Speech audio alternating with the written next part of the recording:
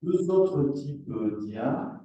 Un type d'IA qui s'appelle le machine learning et un autre type d'IA qui s'appelle le deep learning. Alors, le machine learning, ben, on donne des règles à la machine et puis on lui fait ingurgiter un certain nombre d'éléments. Et puis, plus elle ingurgite avec des modèles mathématiques, et plus elle apprend. Donc, ça, c'est une première chose. Et le deep learning, alors celui-là, il est très, très, très à la mode. Parce que c'est ce qu'on appelle les réseaux de neurones, alors avec différentes couches, hein, et puis ChatGPT est un réseau de neurones. Et là, vous savez, c'est aussi ce qu'on appelle un petit peu les boîtes noires, parce que on lui fait ingurgiter des données, on voit ce qui sort, en fonction de ce qui sort, on lui demande de faire des réglages, et du coup, on ne sait pas trop bien comment la machine elle fait elle-même ces réglages, d'où les notions d'autonomie après. C'est pour ça que jusqu'à assez récemment, le deep learning était très peu admis dans la santé parce que, évidemment, on disait, si on ne peut pas expliquer le fonctionnement de l'intelligence artificielle, on ne peut pas le mettre à disposition des professionnels de santé et des patients. Alors, ça, c'est en train d'évoluer. Sur la définition de l'IA, vous savez, on essaie, on reviendra tout à l'heure sur les parties éthiques, mais sur la définition de l'IA dans la santé, on essaie toujours de voir ce qu'en dit le Code de la santé publique. Alors, le Code de la santé publique, lui, il dit deux grandes choses sur l'IA. Il dit une première chose, c'est que, enfin, il ne le dit pas explicitement, mais en tout cas, ça en découle, c'est que l'IA n'a pas le droit de faire du diagnostic. Parce que vous savez qu'en France, en Europe aussi, le Code de la santé publique il réserve le droit de faire du diagnostic à certaines professions de santé, les médecins, les pharmaciens dans certains cas, de plus en plus d'ailleurs maintenant, mais c'est très heureux, et évidemment les sages-femmes. Alors pourquoi je commence toujours comme ça, c'est qu'on a quelques exemples à l'étranger, notamment la FDA, qui avant le Covid a donné l'autorisation à un algorithme d'intelligence artificielle de faire du diagnostic. Je m'arrête juste 2 secondes parce que c'est hyper important. En fait, c'est quoi? C'est un algorithme pardon, qui est capable de dépister la rétinopathie diabétique. Alors ça, vous savez, l'intelligence artificielle et la reconnaissance d'image, c'est là où on a été le meilleur très vite. On y en reviendra tout à l'heure pourquoi.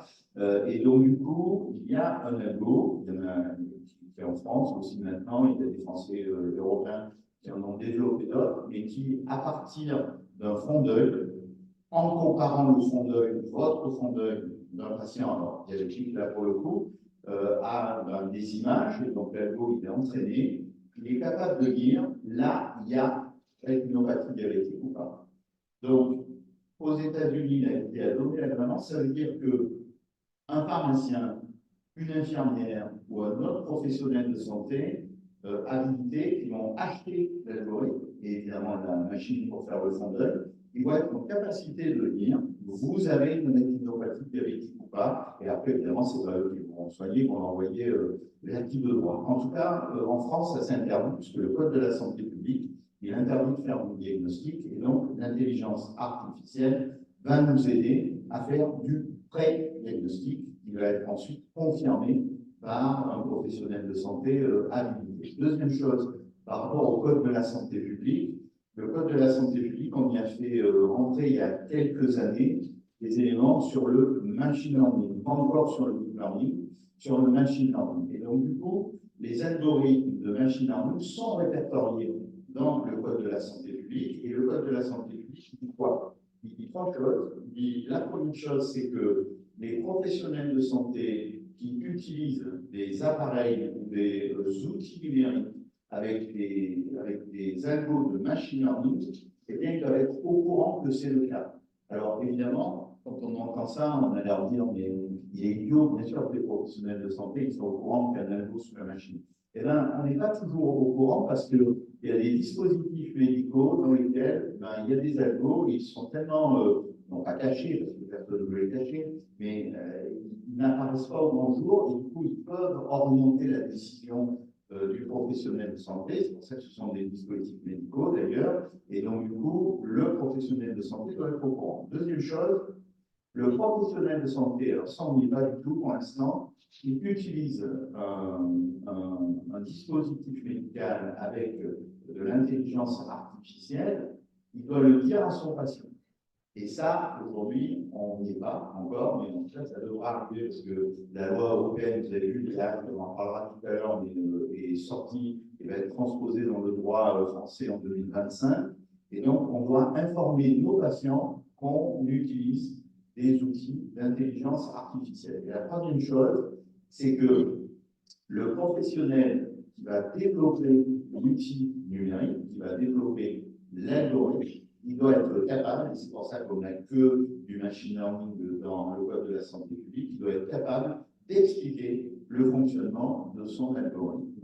Et donc, ça veut dire qu'en termes de responsabilité, parce qu'on me pose souvent la question, mais quand on prescrit un outil numérique qui est responsable, c'est exactement comme le médicament. C'est le professionnel de santé qui a prescrit l'outil numérique qui est responsable. Alors, s'il a prescrit dans le cas des guidelines et des bonnes pratiques, eh ben, pas de problème. Si ce n'est pas le cas, évidemment, s'il y a un problème avec un patient, le juge saura faire le tri entre vous avez prescrit correctement ou pas. Et s'il a été prescrit correctement, ben, le juge va se tourner derrière vers le concepteur du dispositif médical et de l'algorithme. Et là, du coup, ben, c'est la confiance que les patients et les professionnels de santé ont dans les dispositifs médicaux. Et là, le professionnel qui a construit le dispositif médical, l'algorithme, devra être capable de faire la preuve.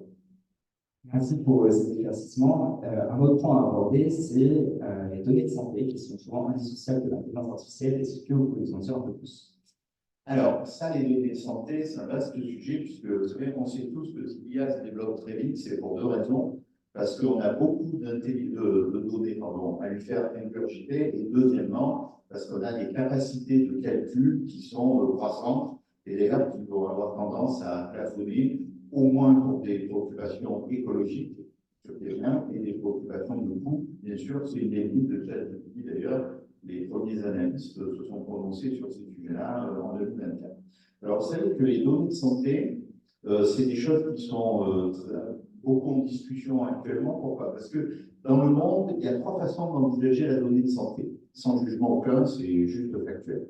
Il y a la manière qu'ont les Chinois. Donc là, c'est simple. La donnée de santé, elle appartient à l'État. Donc, ça veut dire que un citoyen n'a pas le droit de dire je veux mettre à disposition ma donnée ou pas. C'est comme ça, la donnée appartient à l'État et c'est pour ça que la Chine est très en avance sur la reconnaissance faciale ou les algorithmes de radiologie, puisqu'ils ont eu des centaines de millions de data pour entraîner leurs algos déjà depuis longtemps. Ça, c'est la première façon de voir la data. Deuxième façon de voir la data, c'est la façon USA. Alors là, aux USA, on est radicalement opposé. La data, elle appartient aux usagers, à celui qui la génère. Et ça veut dire quoi? Elle appartient aux usagers. C'est qu'aux USA, on peut vendre ces données de santé. Bon, c'est comme ça.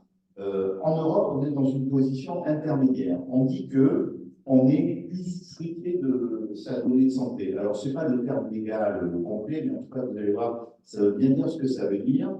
On en est usufruité, pourquoi? Ça veut dire qu'on a le droit d'en disposer de ces données de santé, mais on n'a pas le droit de les vendre. Pourquoi on n'a pas le droit de les vendre?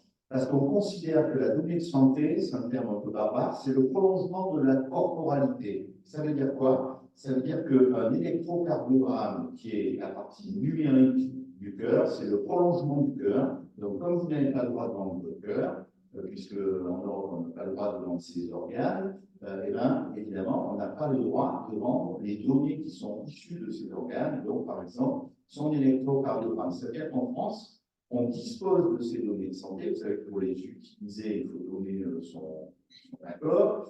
Par contre, on n'a pas le droit de les vendre. Alors, ça pose certainement deux questions parce que je ne sais pas si vous avez suivi, c'était un petit peu avant le Covid, les épisodes de blockchain en France. Il y a des fabricants de blockchain venant des États-Unis qui ont dit eh bien, écoutez, on va mettre à disposition des Français une blockchain sur laquelle vous allez aller déposer vos données de santé. Et ces données de santé, on va les revendre directement à l'industrie pharmaceutique sans passer par la recherche clinique hospitalière. Donc, vous me voyez venir. Et donc, du coup, eh ben, on va vous rémunérer, vous qui avez déposé vos données de santé sur la blockchain, soit sous forme de token, soit sous forme financière. Donc, peut-être la blockchain, très rapidement. Redéfinir la blockchain pour ceux qui ne savent pas ce que c'est. Redéfinir la blockchain. Alors là, le blockchain, c'est une façon de stocker de la donnée sur des milliers de serveurs. Alors, la vraie blockchain, c'est sur des milliers de serveurs, mais on peut avoir des blockchains privées, publiques, semi-privées ou semi-publiques. Et donc, ce qui fait que comme la même donnée est stockée sur des serveurs un peu partout, pour bouger ces données, pour modifier ces données, il faut avoir au minimum 50% d'accord des autres, ce qu'on n'a absolument jamais. Donc, ça a été décrit à un moment donné comme étant une façon sûre de stocker les données, avec derrière en plus des histoires, vous avez entendu parler de minage. Ce sont les mineurs de la blockchain, avec une consommation démesurée d'électricité d'ailleurs, ce qui fait qu'en ce moment, on est sur des technologies de blockchain qui utilisent moins les technologies de minage. Mais en tout cas, donc, ces fabricants de blockchain, eux, ce qu'ils voulaient, c'était rémunérer les données de santé. Donc, du coup, avec les associations de patients et l'État, on est monté au créneau en disant que si on voulait faire ça, il fallait changer la loi, parce qu'en France, on n'a pas le droit de vendre ces données de santé. Donc, le fabricant en question dit, écoutez, en fait, on ne rémunère pas les données de santé, on rémunère la sueur, le travail que le patient met à mettre ces données de santé sur son ordinateur. Et là, on a dit quand même, vous le prenez pour des idiots, donc ça a été légiféré. Et pour l'instant, on n'a pas le droit, toujours dans sa donnée de santé, je reviendrai sur les questions éthiques sur la vente des données de santé. Justement, vous travaillez avec la PMS sur le groupe de travaux sur l'éthique numérique en santé très globalement. Est-ce que vous pouvez nous dire un peu quels sont les enjeux aujourd'hui concernant les données de santé, l'IA, son développement dans le système actuel? Alors, les enjeux éthiques dans l'intelligence artificielle, ils sont majeurs et ils sont de plusieurs ordres. Alors, on en a un premier qui est celui que je dis toujours, c'est éviter aux patients la double peine. La double peine, c'est quoi? C'est que je suis malade, mais on me met à disposition pour me soigner uniquement un outil numérique, donc je ne sais pas forcément me servir. Vous savez, il y a qu'à voir aujourd'hui des gens qui ont des difficultés pour payer leurs impôts avec le numérique ou pour réserver des billets de train avec le numérique, parce que quand on va à la gare, on a du mal à acheter son billet de train avec une personne physique. Donc, dans les travaux qu'on a fait, et les recommandations qu'on a fait sur la co-conception des outils numériques et de leur partie éthique, on dit bien qu'il faut veiller à ce que ces outils soient le plus ergonomiques possible pour les professionnels de santé et les patients. Et ça, croyez-moi, ce n'est pas toujours quelque chose de simple, c'est ce qu'on appelle la co-construction. Deuxième élément éthique, c'est justement par rapport à ces données de santé, c'est que quand vous arrivez dans une application de santé et que vous avez donné votre accord pour les soins primaires, pour l'utilisation primaire des données de santé, mais pas secondaires, je vais revenir tout de suite après, primaire ou secondaire, et bien, si vous n'acceptez pas de consentir l'usage de vos données pour des soins, enfin, pour un usage secondaire, pardon, vous devez être soigné de la même manière. Je m'explique. Vous rentrez sur une application qui suit votre hypertension. Là, évidemment, vous allez rentrer tous les jours. Vos mesures d'hypertension, vous allez les récolter de votre tensiomètre parce que ce sera connecté. Et donc là, évidemment, pour que l'application puisse tourner, la première fois que vous vous connectez, vous allez lui dire que vous acceptez qu'elle utilise vos données de santé pour une utilisation primaire de votre valeur de l'hypertension artérielle, qui est le suivi de l'hypertrophie artérielle. Et si vous faites des clics, peut-être que l'application elle enverra des informations à votre médecin ou à vous d'ailleurs pour vous dire que vous êtes en hypertension ou en hypotension. Mais cette hypertension, cette valeur d'hypertension, vous voyez bien que derrière, elle peut être aussi réutilisée pour faire de la recherche ou pour faire toute autre chose. Et donc, si vous dites, je suis OK pour donner ma valeur de tension pour qu'on me suive en termes thérapeutiques, mais pas pour qu'elle soit réutilisée, eh ben, l'application elle va devoir vous fournir le même niveau d'usage et de service que si vous avez donné cette autorisation d'usage secondaire des données. Vous savez que l'usage secondaire des données en France est un enjeu majeur. Et d'ailleurs, vous avez vu que la semaine dernière, il y a 15 jours, je ne sais plus, est sorti le rapport Jérôme Marchardier.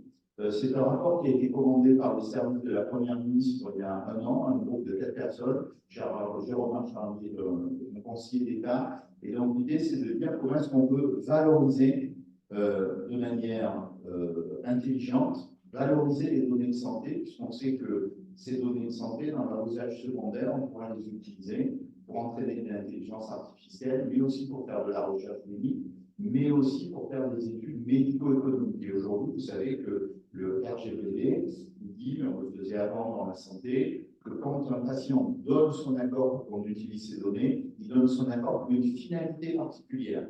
Et si du coup la finalité c'est je fais une recherche clinique sur le foie, eh bien, vous n'allez pas pouvoir réutiliser ces données de santé pour faire une deuxième recherche clinique sur le cancer. Vous allez être obligé de lui redemander. Et donc, du coup, ça complique les choses. Et donc, aujourd'hui, on essaie de trouver des solutions pour simplifier. Et c'est notamment l'idée des portails de transparence.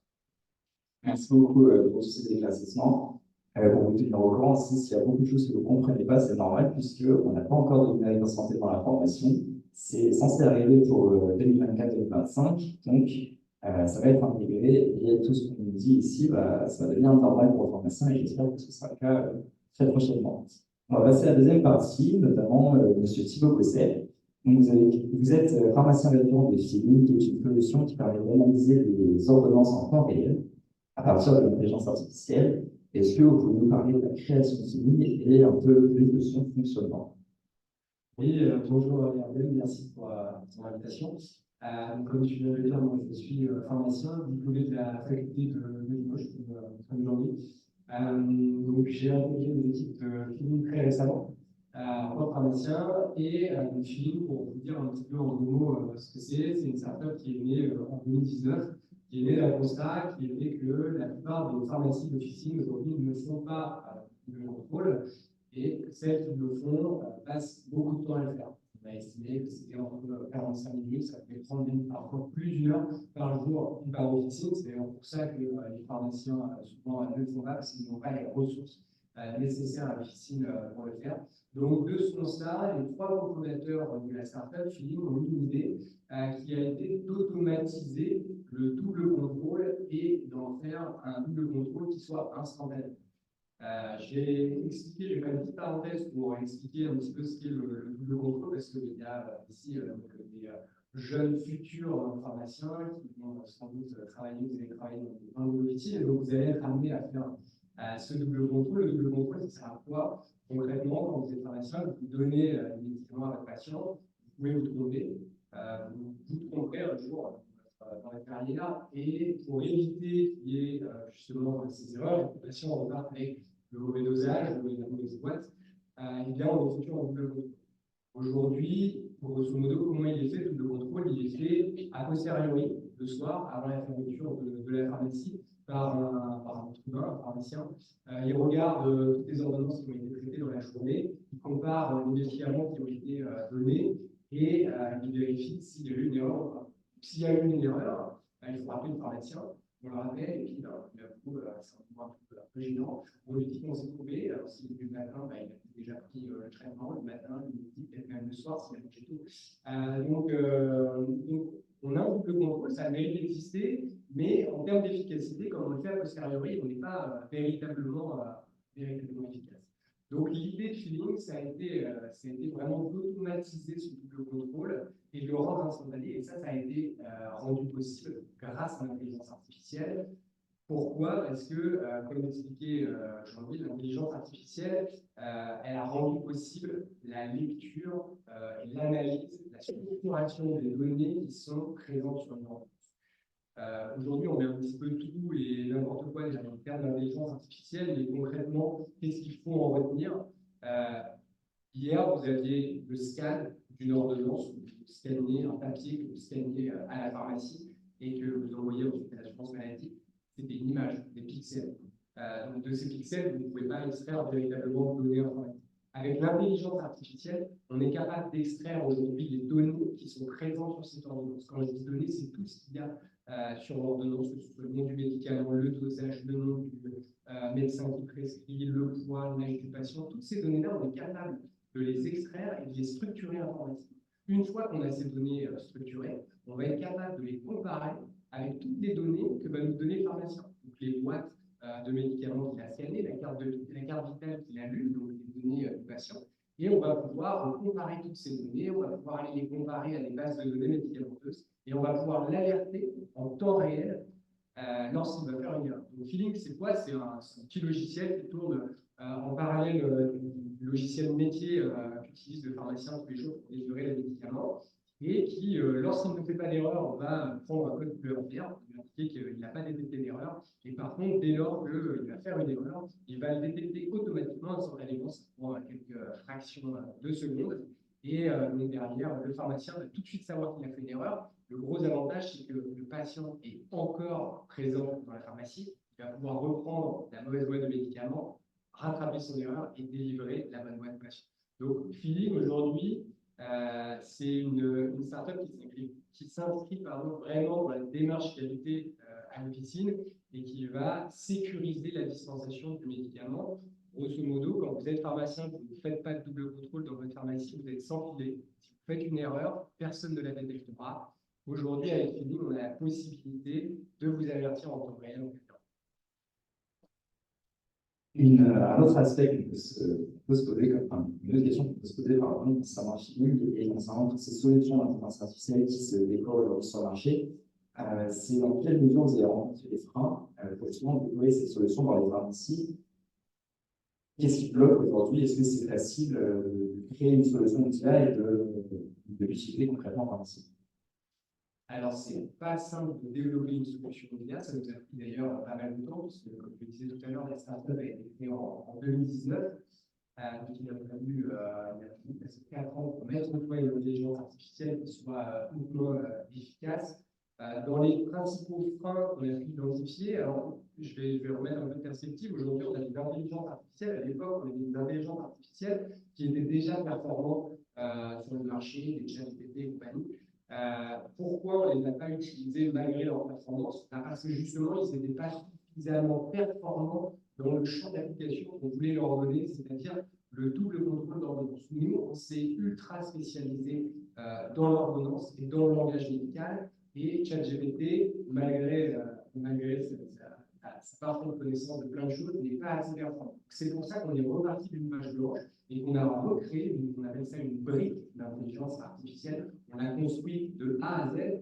Et un des principaux freins qu'il a pu avoir, c'est que pour construire une brique d'intelligence artificielle, tout à l'heure, j'ai envie de parler de deep learning. Cette technologie est basée sur le fait qu'on va avoir énormément de data. Or, nous, on était une start-up, on n'avait pas de clients, donc on n'avait pas de pharmacien client, on n'avait pas d'ordonnance pour alimenter notre intelligence artificielle. Donc, on est parti d'un échantillon très restreint avec lequel on a dû équiper certaines règles. Et donc, un des principaux freins, c'est que pour faire face à ce manque d'ordonnance, on a dû créer un générateur d'ordonnance. On lui a appris à créer une ordonnance en allant chercher les médicaments dans une base de données, des prescripteurs dans un annuaire de santé, à créer des faux noms de patients. On lui a même appris à faire des erreurs parce que des fois, les médecins font des erreurs lorsqu'ils écrivent les noms de médicaments. Donc, il fallait que l'intelligence artificielle soit aussi capable de comprendre le nom du médicament lorsque le médecin a fait une faute d'orthographe. Donc ça a demandé énormément de travail à nos équipes de développeurs et de data scientists. Aujourd'hui, on a un résultat qui est plus performant que ChatGPT, donc c'est un petit peu notre satisfaction. On est plus performant, on atteint des niveaux de détection qui sont proches de 98% par exemple de la détection des molécules. Donc on fait bien mieux que ChatGPT, mais sur un secteur très particulier. Vous avez, Vous avez également récemment intégré SmartRx, il me semble, qui est un logiciel métier. Est-ce que vous avez pour ambition d'intégrer tous les logiciels métiers sur une solution, un logiciel à part, comment ça fonctionne pour un pharmacien qui voudrait demain utiliser dans sa pharmacie? Alors effectivement, on est en train je suis bien renseigné là même, on est en train d'intégrer le logiciel métier SmartRx.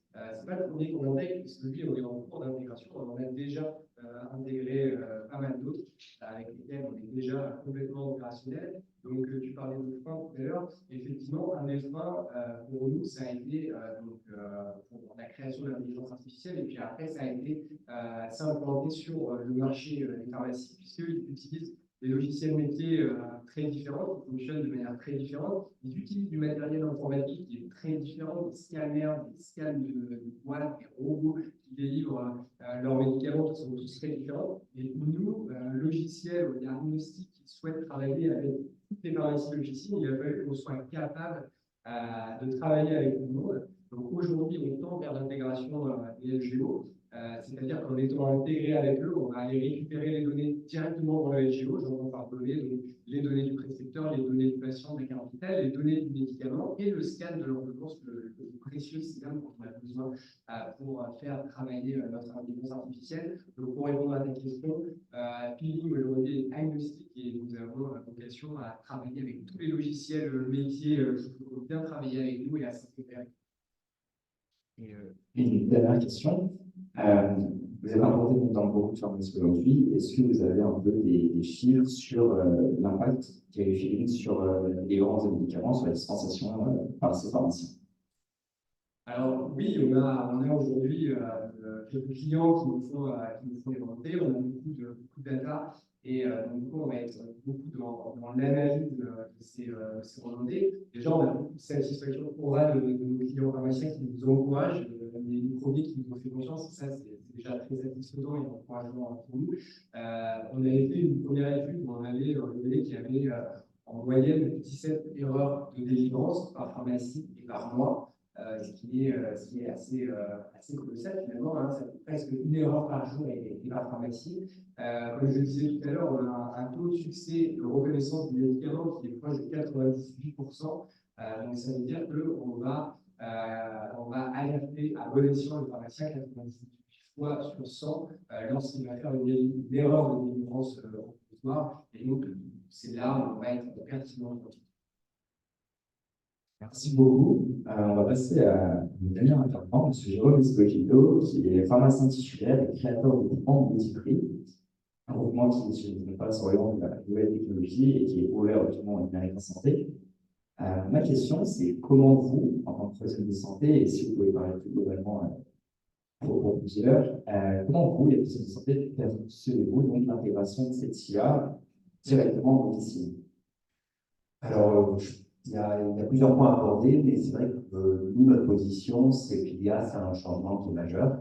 Donc, si vous êtes ici, c'est que vous avez déjà pris conscience de ce changement.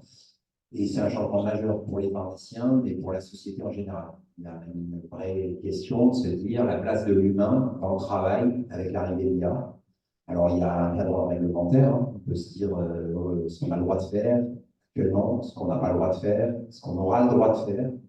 Et la place du pharmacien dans tout ça. Pharmacien d'officine, pharmacien en industrie. Est-ce que notre métier, ce qu'on fait actuellement, dans 5 ans, avec les progrès des machines, de l'intelligence artificielle et même tout simplement du numérique, est-ce que le métier va durer? Quelle valeur ajoutée il apporte à la communauté? Parce que, bon, des maréchals ferrants, il y en avait, il n'y en a plus. Ce n'est pas forcé que des pharmaciens, il y en aura dans 10 ans, dans 20 ans, ce n'est pas quelque chose d'écrit dans le marbre. Comme d'ailleurs, une pharmacie pour 2500 habitants, 3500 habitants, ce n'est pas des choses qui sont gravées dans le marbre. Donc nous, aujourd'hui, moi, je suis pharmacien d'officine. Ma responsabilité, parce qu'on a créé un réseau, il y a 230 pharmacies qui sont adhérentes à notre réseau. Moi, j'ai créé ce réseau en disant il faut qu'on prenne ces sujets à bras le corps et qu'on soit pratico-pratique. On ne va pas remplacer ChatGPT, Bard ou des multinationales comme Apple qui lorgnent sur la santé comme leur avenir. Donc, ils investissent des centaines de milliards dans ces projets-là cumulés. Ni les Chinois, c'est carrément le gouvernement chinois qui a la manœuvre.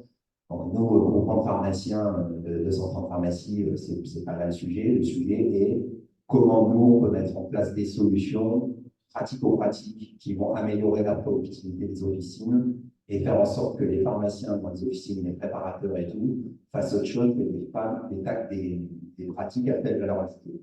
C'est-à-dire que, est-ce qu'aujourd'hui, un pharmacien qui prend une ordonnance, qui la lit, qui va à ses tiroirs, qui sort les boîtes, qui les vide, est-ce qu'il y a une valeur ajoutée? On va se le dire, non. Est-ce que le double contrôle d'ordonnance, c'est une valeur ajoutée? Oui. Moi, je vais même encore plus loin parce que Philippe, je connais bien, vu que j'ai beaucoup discuté avec eux. Philippe, il y en a d'autres, Prosos, Bimédor, plein de monde. Je pense que même moi, l'avenir, c'est que la lecture de l'ordonnance et les boîtes qui arrivent, c'est pas au pharmacien de le faire, mais au préparateur. C'est aux machines de le faire. Le pharmacien est là pour vérifier ce que prend une machine. Et donc là, on est dans la même chose que le type pré-diagnostic, le diagnostic. La machine va proposer quelque chose et vous devriez être derrière la machine pour dire OK, c'est conforme à mes connaissances. Si j'ai besoin, je m'actualise. Et surtout, c'est conforme. OK, le traitement, il y a plus d'erreurs parce que l'IA fait beaucoup moins d'erreurs que l'être humain. Et ça, dire que l'IA, ça va arriver dans les officines dans le contrôle de l'ordonnance. Moi, je pense surtout que ça va délivrer les boîtes parce qu'il y a des automates et que le pharmacien sera derrière lui plutôt pour dire au patient, ah, au fait, vous avez du diabète, si on en parlait. Et à ce moment-là, est-ce que vous savez que... Et donc, du coup, l'être humain, le pharmacien, je pense qu'il a un rôle prépondérant dans la santé à venir, c'est que c'est un carrefour de santé, c'est un contact humain, et donc c'est important de développer ça. Et pour développer ça, il faut arrêter de faire des tâches redondantes, qui sont les ordonnances, qui sont mettre des boîtes en rayon, des choses comme ça. Il faut se concentrer sur des fortes valeurs ajoutées. Voilà. Ça ne veut pas dire que le pharmacien d'officine, c'est un professionnel de santé et un commerçant.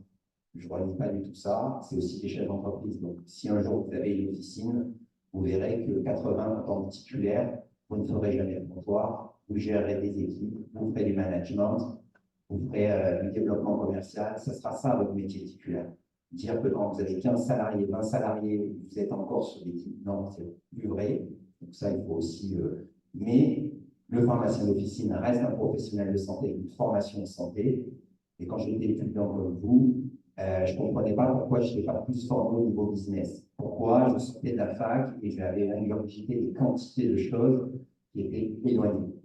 Et on m'avait répondu à l'époque, il est fort de pharmacien, qu'il fallait rester sur des formations théoriques et que le reste, on apprendrait plus tard. Je pense que c'est très bien, parce qu'en fait, quand vous serez un jour titulaire d'officine dans l'industrie et tout, vous aurez eu ces connaissances. Vous ne pourrez pas dire que vous ne savez pas, vous saurez ce qu'est la santé, ce que sont les molécules, vous aurez cette formation de base. Le reste, ça s'apprend après, vous pouvez faire des masters, vous pouvez faire autre chose.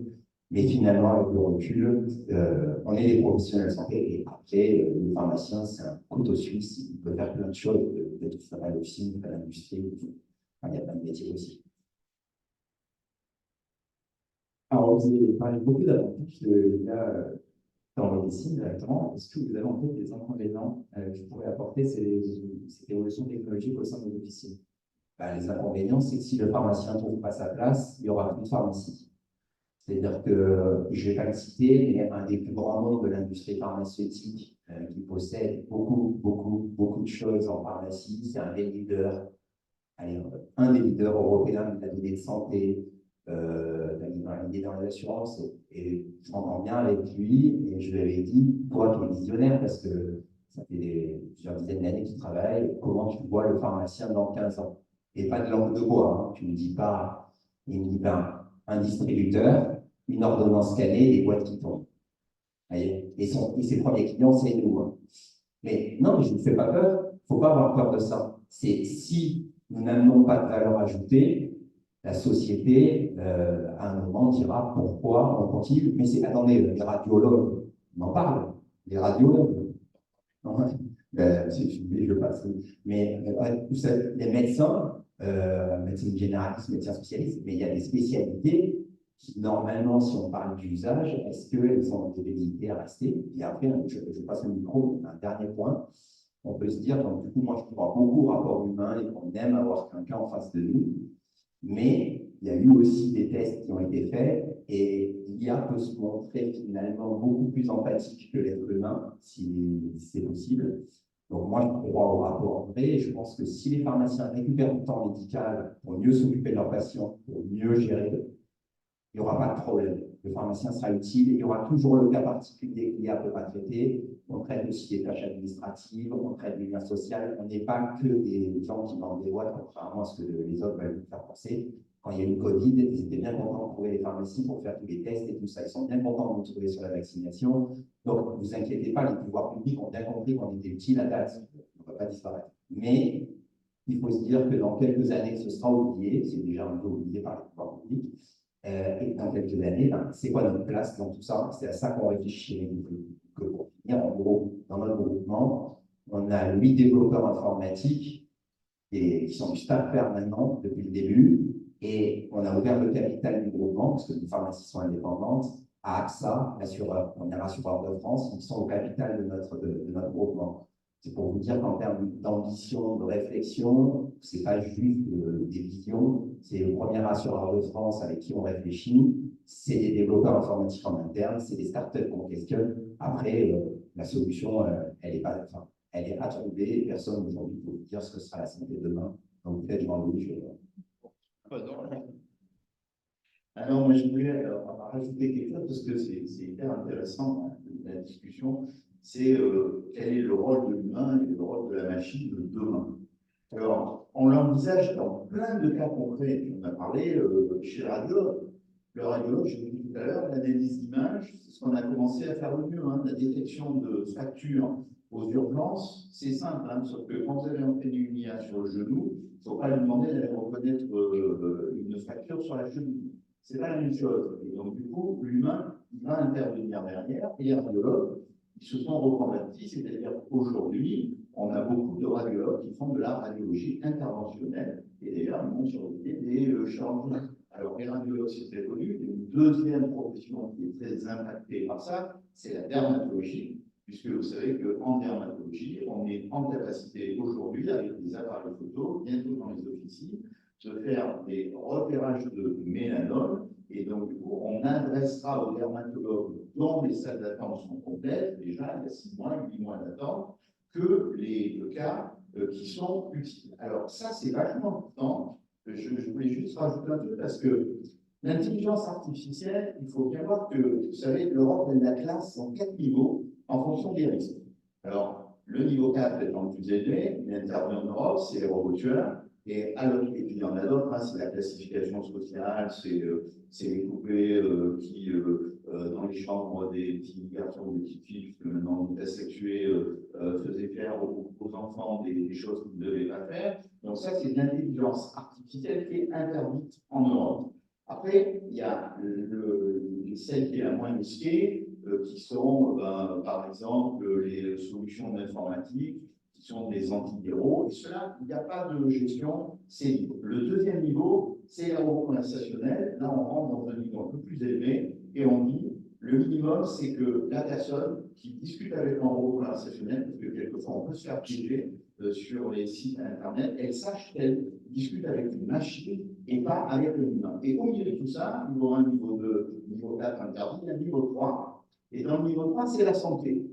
Et donc là, évidemment, il faut mettre en place un certain nombre de garanties de sécurité, de fiabilité, c'est éviter le biais des algorithmes, donc faire la preuve que les bases de données qui nous servent à faire de l'entraînement dans l'intelligence artificielle ne comportent pas de biais, mais surtout, ce que dit la loi européenne qui sera transposée en 2025, c'est la garantie humaine. Alors la garantie humaine, c'est quoi? C'est le fait que, c'est exactement ce que tu expliquais, c'est que la machine, elle va checker tout ça, et il faut qu'il y ait le professionnel de santé qui, au-dessus, puisse dire, eh ben, ok, moi, je ne vois pas de problème par rapport à ce qu'a dit la machine. Et ça pose une vraie question, qui est la question de la formation. Parce que demain, quand les pharmaciens d'officine utiliseront tout le temps le logiciel de mon voisin d'à côté qui est de très bonne qualité, s'il l'utilise les yeux fermés tout le temps, toute la journée, vous perdrez vos compétences à faire du double contrôle. Vous ne serez plus comme un radiologue s'il ne fait plus de lecture de facture, de clichés, il ne saura plus lire un cliché. Donc ça pose la question de la formation initiale qui est de dire pour les radiologues, on les forme, ça on discute avec les ordres des pharmaciens, le ministère les ordres des médecins, le ministère de la Santé, pour que ce soit acté dans la loi, c'est que l'interne, qui soit formé sur des clichés annotés et sur des clichés qu'il doit annoter, pas que des solutions qui sont passées par l'intelligence artificielle. Formation initiale. Mais ensuite, après, tout au long de la vie, quand on va utiliser ces logiciels, il va falloir qu'on soit formé à côté pour ne pas perdre nos réflexes de manière à ce qu'on puisse garantir que ce que dit la machine est quelque chose de réel. Et ça permet une réorientation magique de la pharmacie d'officine. Pourquoi? Parce qu'aujourd'hui, on sait très bien qu'on pêche en Europe, en particulier en France, sur tous les aspects de prévention. Et le pharmacien a un rôle majeur dans la prévention. Un autre rôle qui peut avoir, je ne sais pas si c'est partagé par les officinaux, mais en tout cas par certains, c'est de dire l'officine va pouvoir avoir au sein de son officine, justement, des espaces dédiés à la téléconsultation, à la mise en relation avec le médecin, le pharmacien faisant le premier tri de ce qui aura le droit de faire sans lui porter de plus en plus le droit de le faire. Et donc, cette intelligence artificielle, elle va réorienter ces métiers, comme elle réoriente le radiologue, comme elle réoriente le dermatologue, avec le souci qu'on garde bien quand même la capacité à un moment donné de se rendre compte, parce que dans l'expression, que le logiciel déconne, parce qu'un logiciel, ça peut déconner. Vous m'avez pris le cours, parce que c'est une question que j'avais posée. Donc, on sait aujourd'hui toutes ces avancées qu'il y a, en tant qu'étudiant, moi je parle aussi du personnel, on peut se sentir très perdu dans toutes ces avancées.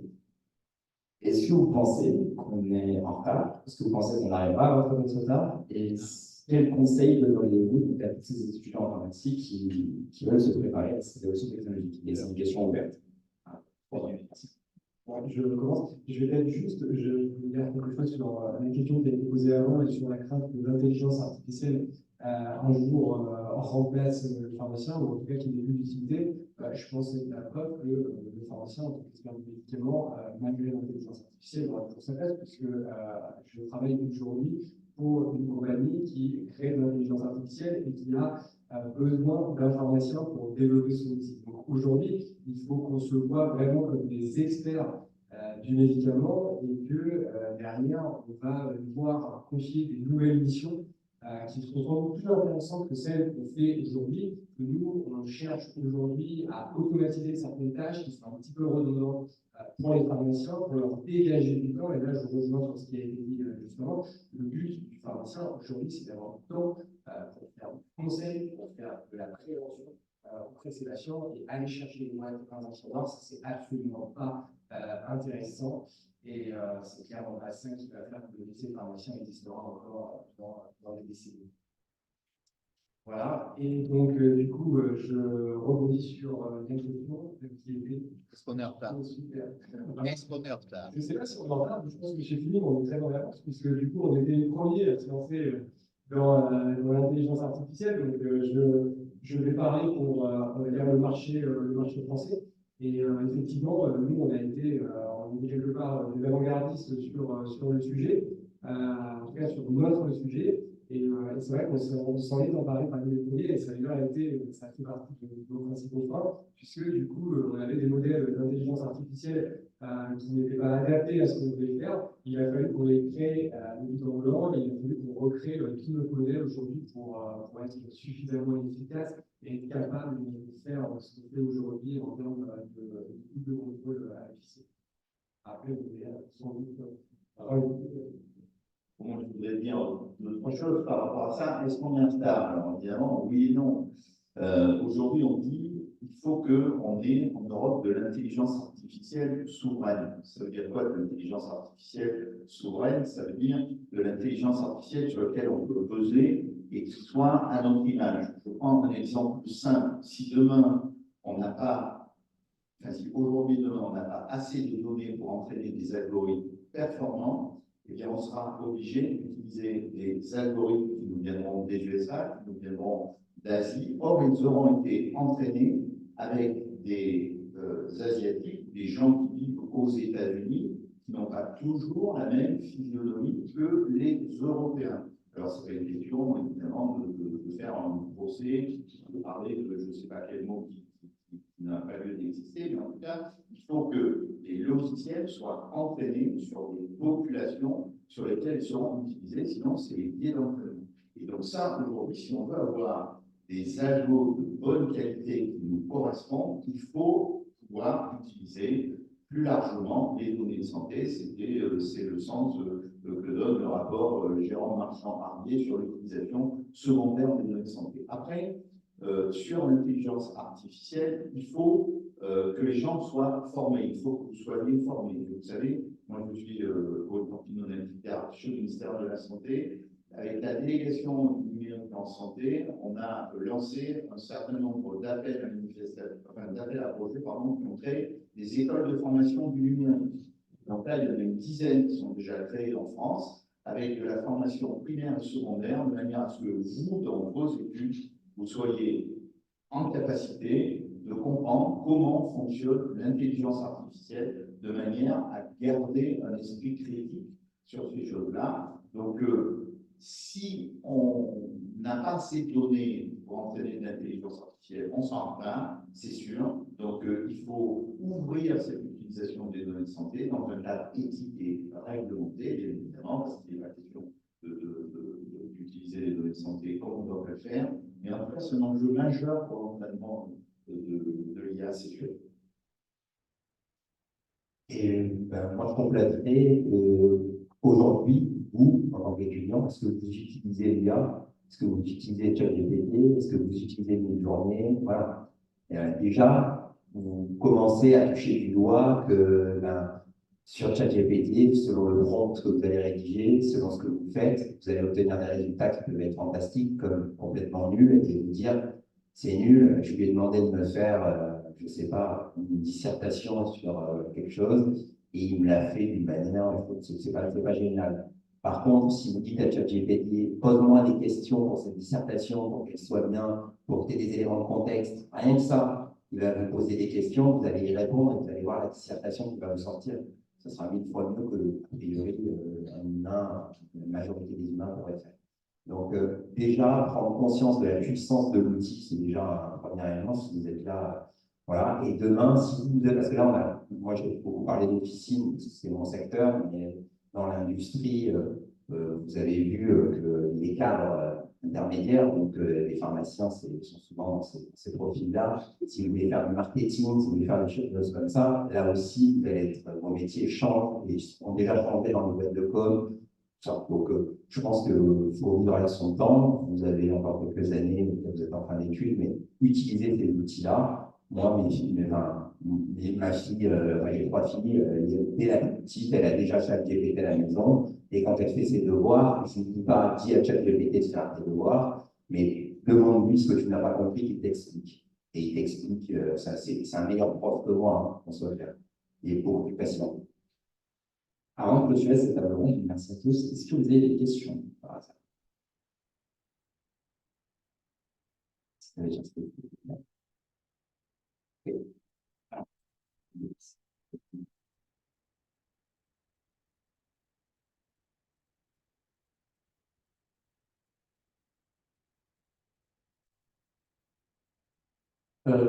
Je m'appelle Mathéo et je me demandais, parce que vous avez dit que certains logiciels étaient peut-être amenés à faire des erreurs.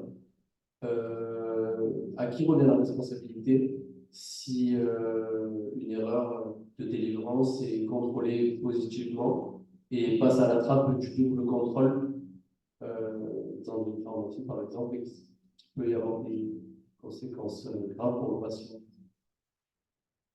Alors ça, c'est, je me réponds, mais il y a le cadre de la loi. Oui, je vais répondre. Et donc, nous, on est un dispositif médical, système élevé, donc d'aide à la délivrance de médicaments. Donc, on se positionne uniquement en aide à la délivrance et à la dispensation. En aucun cas, on vient valider ou certifier la dispensation, l'acte médical qui est réalisé par le pharmacien. Donc, aujourd'hui, c'est véritablement le pharmacien qui a la responsabilité. Nous, on est juste là pour l'alerter et l'aider dans cette histoire. Oui, alors là, je me permets de compléter parce que c'était l'exemple que je donnais tout à l'heure. Évidemment, tu as raison, mais s'il y a une erreur sur le double contrôle de l'ordonnance, alors et que le patient décède, le juge va s'emparer et il va dire quoi? Il va dire le pharmacien, il a utilisé un outil de double contrôle. Est-ce que cet outil de double contrôle il a été agréé dans le cadre de la loi? Oui, puisque toi, tu es agréé dans le cadre de la loi. Donc, du coup, ça veut dire que le pharmacien, lui, il aura utilisé un outil agréé, donc il ne sera pas responsable. Donc, si le patient est mort, on va aller voir s'il est mort à cause de cet outil. Et là, dans ce cas-là, on va aller voir ce monsieur, ou en tout cas l'entreprise qui représente. Et là, du coup, le juge va demander d'aller valider par un expert comment sont entraînés ces algos. Et là, il faudra qu'on fasse la preuve de l'entraînement d'algos, parce que moi, j'en fais des algos aussi, donc je suis soumis aux mêmes contraintes que toi. Et donc, du coup, ça veut dire que la responsabilité, si le pharmacien a utilisé l'outil dans le cadre duquel il devait l'utiliser, on va se retourner vers le fabricant pour savoir si l'outil il était fiable ou pas fiable. Et ça, c'est vraiment très, très clair. Bonjour. Donc, Clémentine Joux, je suis pharmacienne installée, titulaire à Marignan. Je me permets de poser une question à Jérôme. J'ai entendu tout à l'heure que vous représentiez 230 pharmacies, que vous ne connaissiez pas forcément la pharmacie de demain, mais j'imagine que pour 230 pharmacies, ça ne se tourne pas du jour au lendemain, donc il y a déjà des choses que vous avez dû engager dans vos pharmacies. D'après moi, aujourd'hui, le contrôle d'ordre, c'est déjà une évidence que ça va être automatisé, que ça l'est déjà. Donc, en dehors du contrôle d'ordre, qu'est-ce que vous imaginez ou qu'est-ce que vous mettez déjà en place? Alors, nous, on est intervenu dans un premier temps surtout sur la partie business du pharmacien.